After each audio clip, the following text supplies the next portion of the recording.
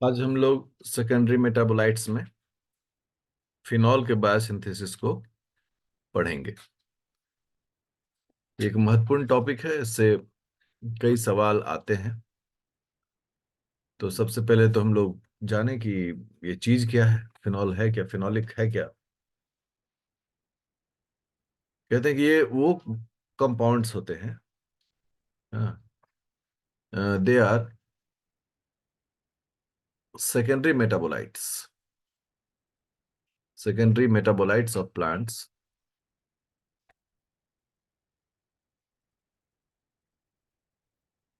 Metabolites of plants, साथ ही fungus and bacteria. ठीक है, बैक्टीरिया में भी विच कंटेन, जो क्या अपने में रखते हैं, फेनोलिक ग्रुप, मतलब फिनॉल ग्रुप, फिनॉल ग्रुप। तो अगर फिनॉल ग्रुप रखते हैं तो इन्हें हम लोग फेनोलिक कहते हैं। ठीक है, जैसे कि ये एक बेंजीन रिंग है,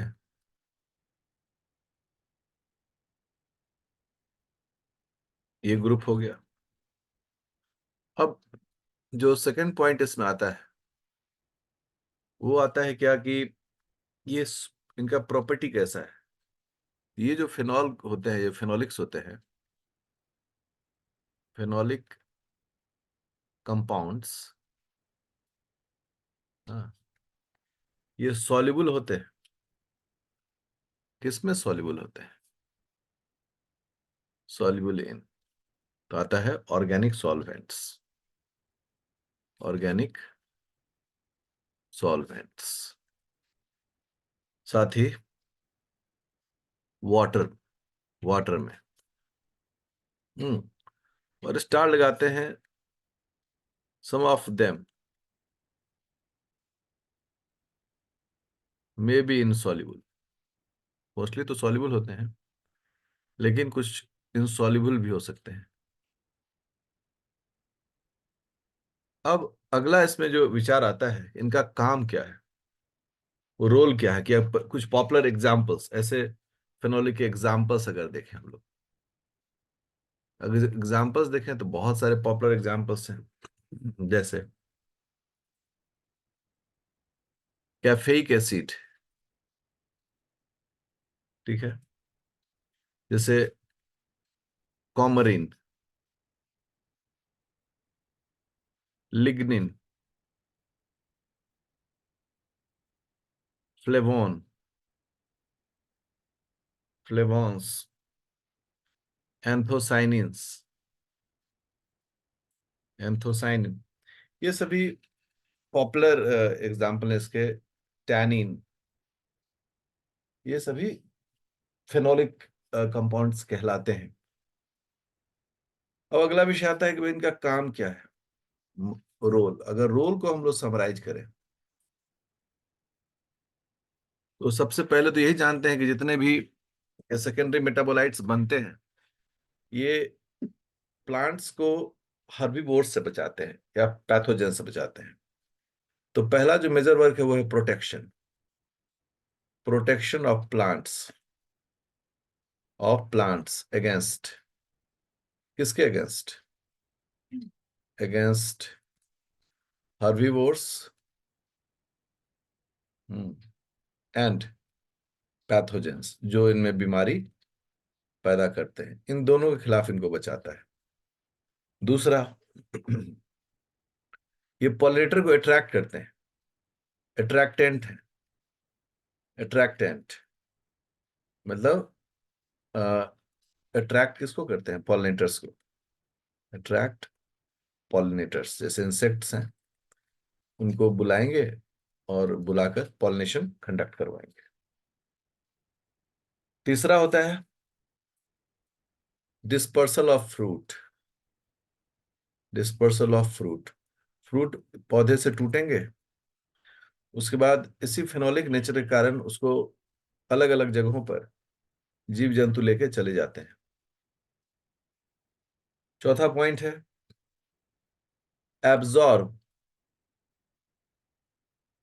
harmful ultraviolet rays. UV rays सिर्फ हम ही लोग के लिए हार्मफुल नहीं है, प्लांट्स के लिए भी है। प्लांट्स को इससे प्रोटेक्शन प्रोवाइड करता है फेनोलिक्स। और इसके अलावा वो मैकेनिकल सपोर्ट भी जो है प्लांट को प्रोवाइड करता है, मैकेनिकल सपोर्ट। कैसे होता है ये तो हम लोग आगे इसको देखेंगे, लेकिन मेन मुद्दा जो है वो यही है। पहला है कि ये जो है प्लांट को प्रोटेक्ट करता है बीमारियों से और इसको खाने वाले हर्बीवोर्स से। दूसरा है कि ये पॉलिनेटर्स को अट्रैक्ट करता है। सीड डिस्पर्सल में इसका रोल है। जो हार्मफुल यूवी रेज है उसको एब्जॉर्ब करता है और कहीं कहीं मैकेनिकल सपोर्ट भी प्रोवाइड करता है। अब टर्म आता है कि ये बनते कैसे हैं, और इससे कई कई महत्वपूर्ण सवाल उठते हैं। Biosynthesis of phenolics. जब बायोसिंथेसिस ऑफ फेनोलिक्स की बात होती है, इसमें दो प्रकार के पाथवे देखे जाते हैं। दो प्रकार के जो पाथवे हैं, उसमें पहला जो पाथवे है वह है शिकिमिक एसिड पाथवे। पहला पाथवे हो गया शिकिमिक एसिड पाथवे। ये पाथवे प्लांट्स में होता है और इस पाथवे से फेनोलिक्स बनते हैं। जो दूसरा पाथवे होता है उसे कहा जाता है मेलोनिक एसिड पाथवे। और इस पाथवे के मदद से फंगस में फंगस एंड बैक्टीरिया में फेनोलिक्स का प्रोडक्शन होता है। तो दो अलग अलग जगह पर अलग अलग पाथवे से इसका प्रोडक्शन होता है। अब ये जो दोनों पाथवे हैं, जो फेनोलिक कंपाउंड्स हैं, पाथवे हैं, इन दोनों पाथवे में एक बड़ा यूनिक है कि फिनाइल एलानीन, जो कि एक अमाइनो एसिड है, फिनाइल एलानाइन, फिनाइल एलानीन, यह एक एरोमेटिक अमाइनो एसिड है। एरोमेटिक अमाइनो एसिड, हाँ, यह एक इंटरमीडिएट, ठीक है, इंटरमीडिएट प्रोडक्ट के रूप में मिलता है। Intermediate product. अगर हम लोग फिनाइल एलानीन के स्ट्रक्चर को देखें, वह स्ट्रक्चर कुछ इस प्रकार से दिखता है।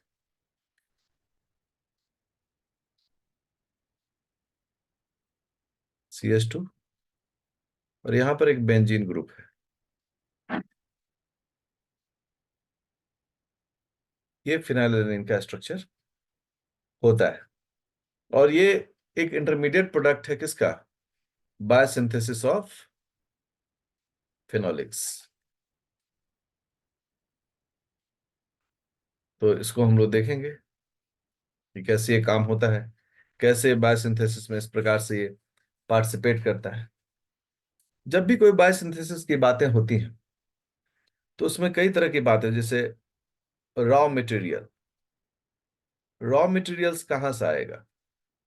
अगर रॉ मटेरियल्स की बात करें हम लोग, तो सामान्यतः जो भी रॉ मटेरियल्स होता है वो नॉर्मल जो बायोमेटालिक मेटाबॉलिक पाथवे होते हैं वहां से मिलता है, ठीक है ना।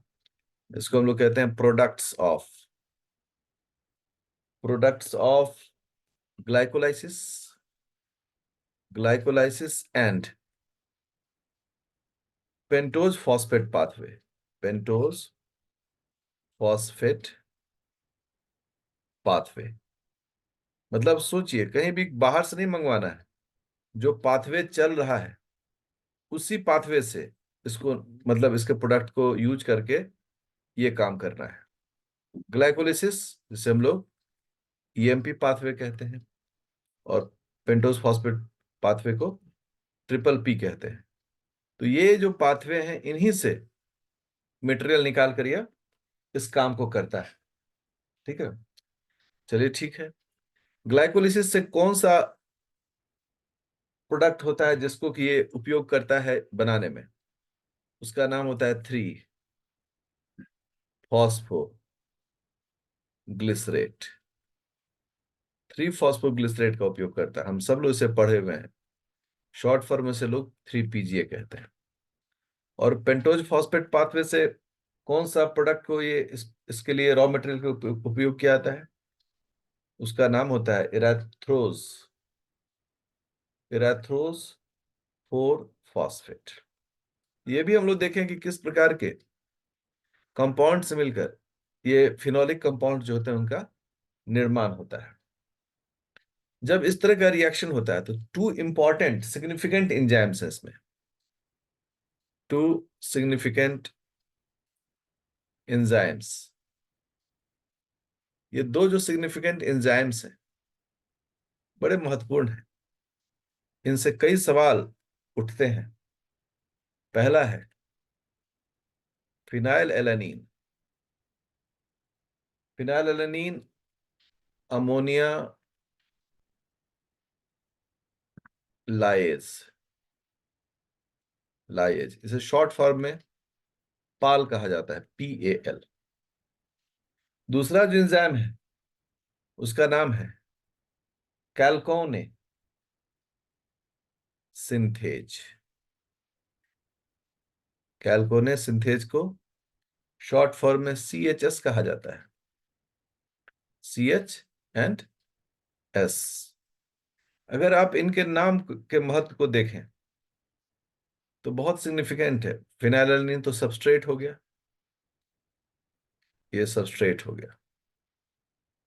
अमोनिया जो है एक कंपाउंड है, ठीक है ना। और जो लाइएज है वो ब्रेक डाउन है।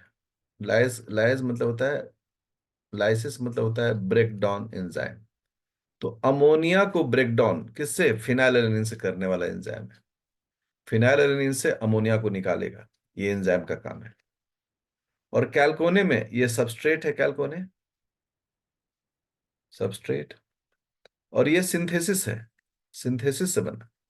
इस प्रक्रिया में सिंथेसिस होगा, कोई ATP खर्च नहीं होगा। तो दोनों एंजाइम के बारे में बहुत महत्वपूर्ण तरीके से जानना होता है।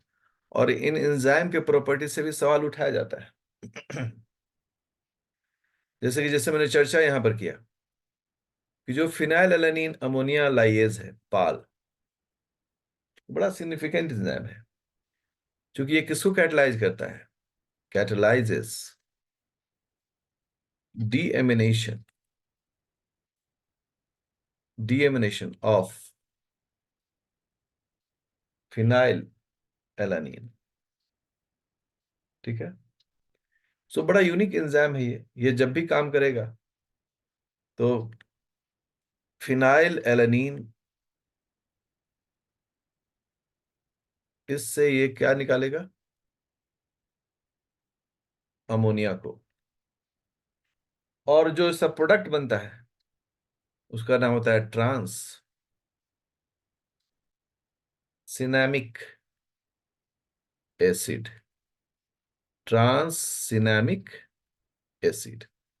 तो ये सब एकदम दिमाग में हर हाल में बिठा के चलना होता है। अगर ये हमें याद है तो कई सारे जो चुनौतीपूर्ण प्रश्न होते हैं उसका सवाल हम लोग आराम से उत्तर उसका दे सकते हैं। अब देखें कि जो पाल है, फिनाइल एलानीन अमोनिया लाइएज, इसके एक्टिविटी को, इट्स एक्टिविटी, उसको बढ़ाया जा सकता है, उसको इंक्रीज किया जा सकता है। Its activity can be increased under some environmental conditions. कुछ इन्वायरमेंटल कंडीशंस में इस एंजाइम के एक्टिविटी को बढ़ाया जा सकता है। और वो इन्वायरमेंटल कंडीशंस क्या क्या है? तो वो है लाइट। लाइट अगर उपस्थित है तो इस एंजाइम का एक्टिविटी बढ़ेगा। दूसरा, अगर फंगल इन्फेक्शन है, प्लांट को बहुत चुनौती होता है फंगस से। अगर फंगस इन्फेक्ट कर रहा है तो अपने आप को बचाने के लिए और फिनोलिक बनाएगा ताकि फंगस उससे मर जाए, तो ये एंजाइम की एक्टिविटी को बढ़ाता है। तीसरा, low nutrient level. Low nutrient level होना भी प्लांट के लिए खतरनाक होता है, उसको प्रोटेक्शन चाहिए। तो इस एंजाइम की मदद से वो क्या करता है, फेनोलिक्स का प्रोडक्शन करता है, जिससे कि उसकी एक्टिविटी बढ़ जाती है और प्लांट अपने आप को सर्वाइवल करता है। देखा गया, मान लो कि एक प्लांट है ये, ठीक है, ये एक प्लांट है। इस प्लांट पर किसी कारण से कोई फंगस का इन्फेक्शन हो जाए, ठीक है, यहाँ मान लो कुछ इन्फेक्शन हो गया, यहाँ इन्फेक्शन हो गया, यहाँ इन्फेक्शन हो गया, ये सभी फंगल इन्फेक्शन है, इन्हें हम लोग क्या कह रहे हैं, फंगल इन्फेक्शन। अब अगर ये इन्फेक्शन काम कर गया, ये प्लांट मर जाएगा। लोगों ने जब स्टडी किया इस तरह के इन्फेक्शन को, उन्होंने क्या देखा कि प्लांट में जो है, प्लांट अपने में rate of transcription, rate of transcription, उससे ऊपर हम पहले लिख ही देते हैं, increase, increase the rate of transcription of mRNA. कौन सा एमआरएनए? एमआरएनए पाल। और इसका रिजल्ट क्या होता है कि इस प्लांट में धीरे धीरे बहुत सारे फेनोलिक्स बनना शुरू हो जाते हैं, और उस फेनोलिक की कृपा से ये सारे फंगल का इन्फेक्शन खत्म हो जाता है और प्लांट अपने आप को प्रोटेक्ट करता है। तो इन्वायरमेंटल फैक्टर्स कैसे एंजाइम को इफेक्ट करता है, यह जानना बहुत जरूरी होता है। अब फ्लो चार्ट बनाकर हम लोग देखते हैं कि ये पाथवे कैसे काम करता है। क्योंकि दो पाथवे हम लोग पढ़ना है, एक शिकमिक एसिड पाथवे और दूसरा एसिटाइ मैलोनिक एसिड पाथवे। तो सबसे पहले लिखते हैं हम लोग शिकिमिक एसिड पाथवे, ठीक है, ये हमारा पहला पाथवे है। हम इसका नाम लिख लिए कि भाई ये शिकमिक एसिड पाथवे काम करेगा। कैसे काम करेगा, कैसे मूव करता है ये? तो शिकमिक एसिड पाथवे के लिए जो सबस्ट्रेट होते हैं वो होता है एराथ्रोज 4 फॉस्फेट और 3 फॉस्फोग्लिसरेट 3 PG। ये दोनों मिलकर इंटर करते हैं किसमें, शिकमिक एसिड पाथवे में। इससे, इन दोनों से बनता है फिनाइल एलानीन। फिनाइल एलानीन के बाद बन जाता है सिनामिक एसिड, और सिनामिक एसिड से फिर बन जाता है simple phenol, simple phenols, lignin, ये सभी इससे बनते हैं। दूसरा जो पाथवे है, उस पाथवे का नाम है malonic acid pathway. Malonic acid pathway, ठीक है। क्योंकि हमको दोनों पाथवे को समझना और बुझना चाहिए, तो हम दोनों पाथवे को साथ में पूछते हैं। मेलोनिक एसिड पाथवे के लिए जो प्रिकर्सर मॉलिक्यूल है वो है एसिटाइल कोएंजाइम ए। हम सब जानते हैं एसिटाइल कोएंजाइम ए तीन प्रक्रिया से प्राप्त हो सकता है। एक, पायरुवेट का ऑक्सीडेटिव डिकार्बोक्सिलेशन करें। दूसरा, फैटी एसिड्स का beta oxidation of fatty acids करें। या फिर डीएमिनेशन प्रक्रिया करें अमीनो एसिड्स का, एसिटाइल कोएंजाइम वहां से प्राप्त हो जाता है। अब ये पाथवे जो आगे जब रन करेगा, इस पाथवे से कई प्रकार के फिनॉल्स प्राप्त होते हैं। और ये सभी कहाँ प्राप्त होते हैं? बैक्टीरिया एंड फंगस में। तो डिफरेंट फिनोलिक्स मिलता है, डिफरेंट फिनोलिक्स यहाँ से मिल जाता है। कुछ फ्लेवोनॉइड्स मिल जाता है, फ्लेवोनॉइड से मिलता है। फ्लेवोनॉइड इससे भी मिलता है और इस पाथवे से भी मिल जाता है, इसलिए हम ऐसा नहीं कहेंगे कि अकेले वहीं से मिलता है। ठीक है। तो इस प्रकार से अलग अलग प्रकार के फिनॉल्स, फ्लेवोनिड्स, लिग्निन्स, ये सब मिलता है। शिकमिक एसिड पाथवे से डेराइव होके एंजाइम के द्वारा गैलिक एसिड भी बनता है। और गैलिक एसिड से काफी टैनिन्स मिलते हैं, टैनिन्स भी फिनोलिक्स होते हैं। तो इस प्रकार से हम देखते हैं कि डिफरेंट प्रकार के phenolics, flavonoids, simple phenol, lignins, tannins, ये शिकमिक एसिड पाथवे और मेलोनिक एसिड पाथवे से अलग अलग ऑर्गेनिज्म, मतलब प्लांट्स, बैक्टीरिया एंड फंगस में बनता है। ये इसका फ्लो चार्ट है। अब इस बायोसिंथेटिक पाथवे को हम लोग केमिकली भी बनाते हैं।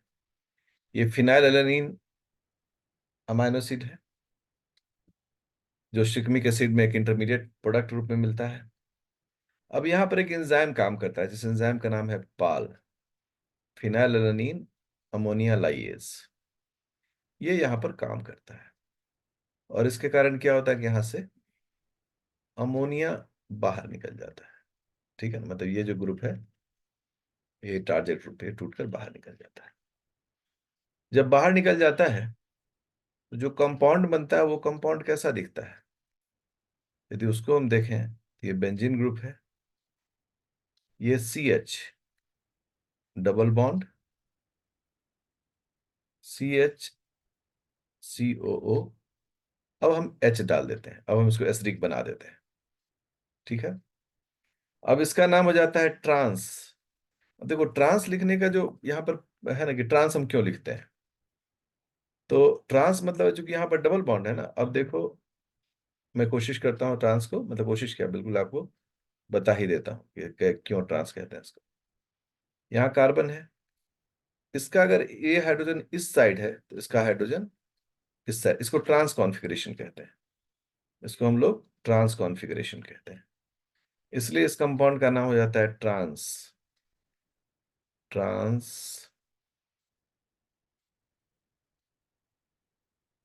Cinnamic acid. अब ये ट्रांस सिनेमिक एसिड जो है, इससे भी डेराइव हो जाता है कुछ कंपाउंड, जैसे benzoic acid, benzoic acid and derivatives. तो यहां पर भी ऐसे सेकेंडरी मेटाबोलाइट्स जो हैं, डेरिवेटिव्स, ये बनकर निकलते हैं। जो सेकेंडरी मेटाबोलाइट बन के निकल रहा है, उसको हम सर्कल में डाल देते हैं कि देखिए साहब, इस स्तर से भी प्रोडक्शन हो रहा है। अब जब विषय को आगे बढ़ाते हैं, अब ट्रांस सिनेमिक एसिड, इससे जो अगला रिएक्शन होता है, उस रिएक्शन में अब थोड़ा सा विषय वस्तु और अरेंजमेंट भी जो है वो क्या होता है, वो चेंज होना शुरू होता है। अब यहाँ पर वाटर जो होता है उसका एंट्री होता है। ठीक है, एंजाइम है, लेकिन हम एंजाइम का नाम उतना हाइड्रेशन मतलब हाइड्रेटेज एंजाइम है, लेकिन उसकी हमें जरूरत नहीं है अभी। हमें सिर्फ पाल और CHS एंजाइम पर ही ध्यान देना है। अब देखिए कितना बढ़िया, CH double bond, CH COOH। अब इसमें से एक OH जो है वो यहाँ के जुड़ गया, जो पहले नहीं था। जैसे OH जुड़ गया, इसको हम बोलते हैं P मतलब पोजीशन है इसका, कॉमेरिक एसिड। अब यहां पर पी कॉमेरिक एसिड एक कंपाउंड बन गया। अब इस कंपाउंड से कई तरह के नए डेरिवेशंस निकाले जा सकते हैं, जैसे कैफिक एसिड, ये बनाया जा सकता है। ठीक है। फिनाइल, प्रोपेनोएट, नोएट, ये बनाया जा सकता है। कॉमरीन बनाया जा सकता है। ठीक है। लिग्निन बनाया जा सकता है। मतलब प्लांट कई प्रकार के चीज जो है इसी से बना लेते हैं। किससे? कॉमेरिक एसिड से। लेकिन जब बात आगे बढ़ी तो अब यहां पर कोएंजाइम ए आता है। कोएंजाइम ए, हायोल कोएंजाइम ए यहां पर आ गया और वाटर टूटकर बाहर निकलता है। अब देखें कंपाउंड में बदलाव आ गया। अब क्या बदलाव आ गया? ये जो जिसमें कि OH जुड़ा है इसके पी पोजीशन पर, CH, डबल बॉन्ड CH, अब एसिड ग्रुप हट गया और एसिड ग्रुप हट के यहां पर क्या जुड़ गया? Coenzyme A. अब कोएंजाइम ए जुड़ा तो इसका नाम पड़ गया पी।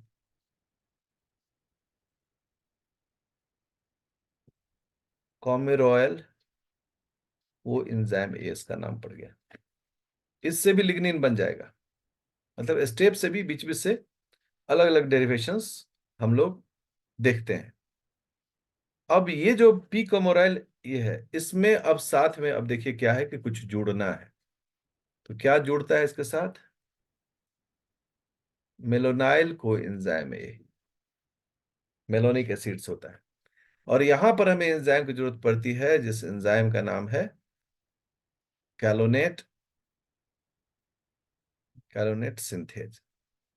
देखो ये एंजाइम है, ये एंजाइम यहां पर एक्ट करता है। ये एंजाइम दो पाल और इसके बारे में, ये एंजाइम जैसे ही एक्ट करता है देन एक प्रोडक्ट बनता है, इसका नाम होता है कैलकोन्स। कैलकोन्स फर्दर रिएक्ट करता है और बनता है फ्लेवेनोन्स।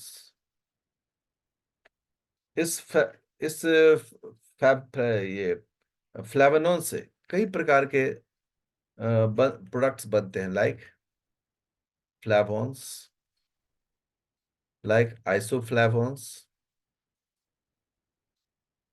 ये सब आइसोफ्लैवेनोइड्स।